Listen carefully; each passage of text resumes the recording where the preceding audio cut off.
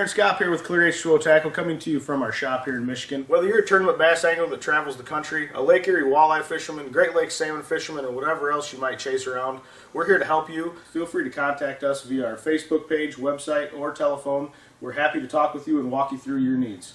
Tight lines and have a great season.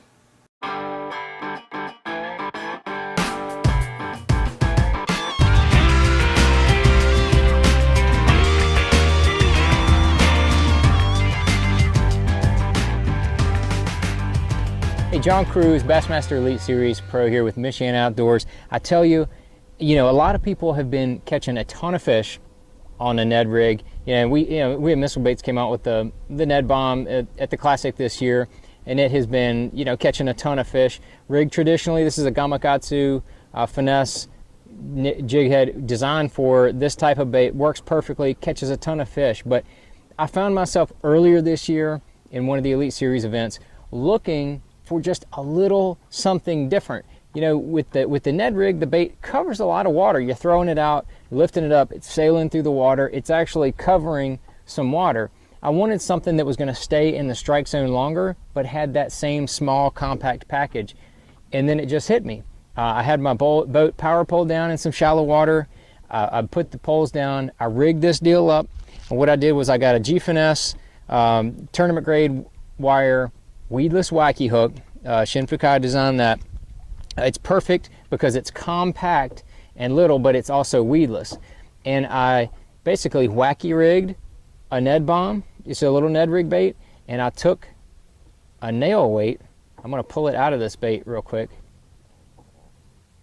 I'm going to pull it out. This is a 32nd ounce. If you're fishing shallower water, I think a 32nd ounce works good.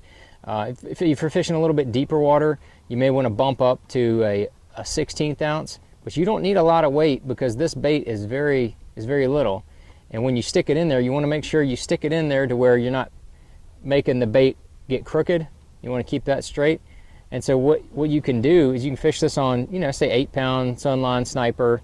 Works really well. You don't have to go ultra light. You don't have to go down to 5 or 6 from my experience with it. 8 seems to be sufficient, and it also gives you a good ability to throw it around cover and set the hook. But you're just going to be Neko rigging a Ned Bomb, which is a Ned Rig type bait. It's short, compact, and it's fat. So what you're going to do is you're going to throw it out there. I like to make regular casts with it, and I'm just going to watch it fall to the bottom. You get a lot of bites when that thing's falling to the bottom, so you're going to pay attention, watch it go to the bottom, and then you're just going to make little short pulls with your rod as you reel up the slack. You're not gonna make any big jerks like that, like you do with a bigger, longer worm.